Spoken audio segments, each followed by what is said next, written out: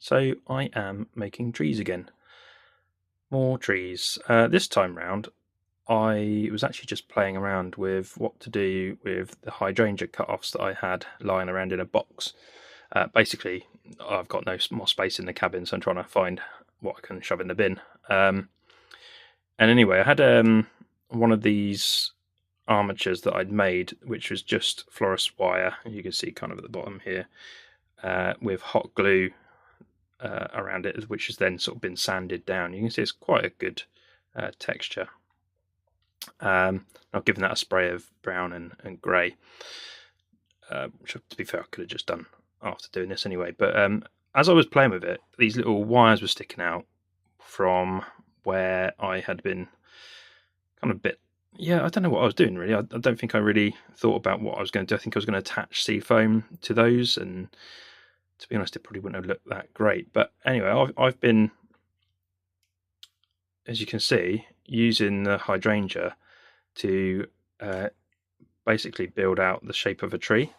Obviously, if you take the leaves off, which I will do, I think it pretty much would look dead on with what you need.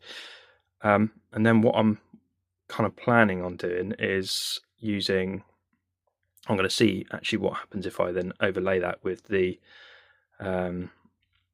material that you get from those food delivery services that shan't be named over the top of it, and then the usual approach to coarse foam and fine turf.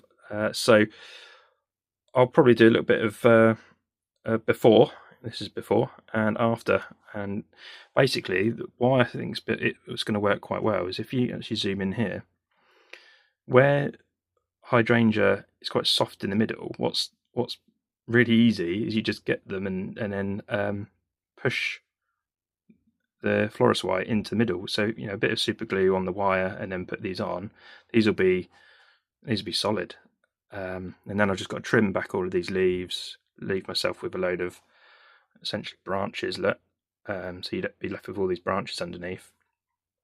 And I think it would be quite an effective way, but we'll see. It's worth the experiment. I mean, from there it's massive. I think I nearly knocked myself in the head there with my phone. I think in terms of scale, that is a good tree size, but obviously with my layout I have to be careful making trees too big, because I can't actually get anything of too much height to the back. So yeah, I just need to be aware of that, but I think it will work quite well. I'm trying to work out which is the best way. I think this way around looks most realistic, that way there. So find pride of place with that. It should look quite nice, I think. So I'll let you know how it goes.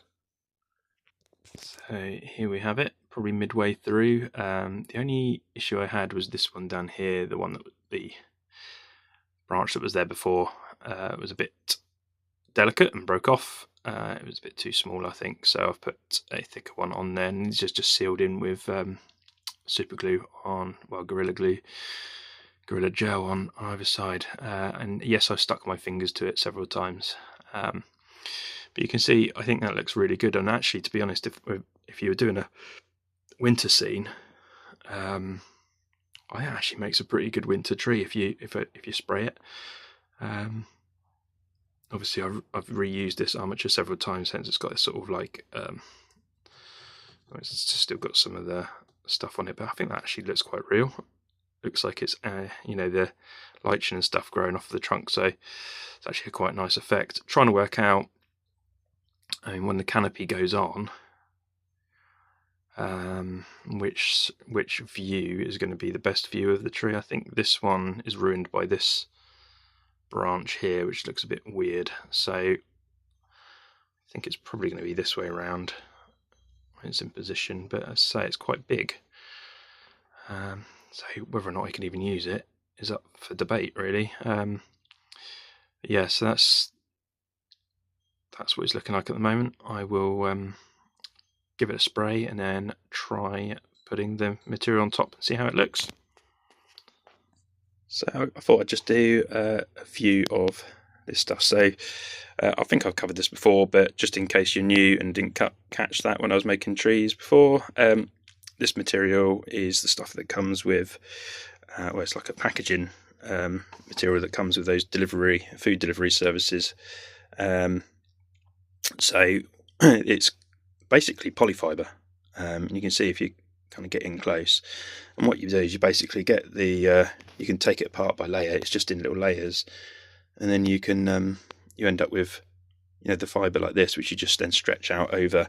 And all I've done is PVA glue. I just put a dab of PVA glue on the end of the branches here, and then draped it over. And as you can see, it kind of starts to build that canopy of the tree. So you see it from here. Obviously, next up is to give it a spray of brown, probably, and then obviously then the flock. And the flocking can either make it or break it, to be honest. I think that's my experience at the moment. I mean, down here, this was some Gagemaster stuff that I tried using. I don't get on. A lot of people swear by this horsehair stuff. I guess if you were to look at that as a bush, that would probably work as a bush. But when it's on a tree, I don't know if it's just the way I'm doing it, but I don't get on with it at all. I'd much prefer creating this structure either with the sea foam or this new one that I've now found out, which is using the cuttings from a hydrangea bloom, which have dried out, and sticking them in to the ends, which I think it looks really good. Yeah, so that's kind of the approach I have. Like I say, the Gagemaster stuff probably on camera looks better than it is in real life. In real life, it just looks like a mess, but on camera, it actually doesn't look too bad. But I would probably have that as like undergrowth. That's why I've saved it, actually, rather than putting it in the bin. That bit's trying to get away. So yeah, what I tend to use is the Woodland Scenics coarse turf. So I actually try to follow along with what Lewis has done through Mouldy Raspberry. His approach works quite well, what I found. So if you look up here, that tree there, that one there, that was all done in a similar way to what I'm doing here. Actually, the only difference is that it had sea foam as the branches. So I'll give an update once I finish this one. There we are, the end result. The paint on the trunk is still a bit shiny, so I'll probably take that down a little bit with a little bit of black paint or something, or maybe some watercolour or something, just to take the edge off. But yeah, you can see, I think that is pretty good, I think. And that is just, actually, do you know what I used? I just used a mix of all of the sort of leftover bits that have fallen off of. So I had a load of like coarse turf and fine turf all mixed together, and actually, when it's all mixed like that, it's come out quite nice. I think it's kind of like a random, rather than in some of them I've done, it's it's obvious that you just like layered it, whereas this has kind of a more natural look. Let me know what you think. I think it does. Yeah, I'm trying to think of one that I've got that's comparative. Like that one there, it's just it's just a specific type of tree in it. So it's a different type of tree. This one's much more, I guess, like an oak kind of shape. That's the thing, I'm not really basing these trees on anything, just kind of like random deciduous trees. So I think it looks good. It's certainly believable anyway. But yeah, let me know what you think. I think the hydrangea worked really well. They're a bit brittle, obviously, but no more brittle than using this stuff, the sea foam. I think that's a bit of an untapped resource that people, especially in the UK, probably have in their gardens. I've got loads out there at the moment. If I go and cut it all down, I'm going to have another probably 20 or so branches. So, for what I need in this layout, that's probably more than enough, to be honest. But yeah, there you go. Let me know if you give it a go, if you got any questions. But that was the process of using hydrangea to build out from a wire armature. Obviously, the armature could be anything. It could even be a stick from the garden. The only reason I've used the wire approach, I guess, is because I was trialing it out and was just thinking, do you know what, these these hydrangeas should fit. So just as a reminder, hydrangea, this is a small one, but hydrangea bark is quite brittle inside, so it's quite easy to just stick these onto the top of the wire when it's sticking out, and that's why I thought to give it a go. So yeah, I think it works really well. We'll certainly do that again. Right, that's it for today. Catch you later.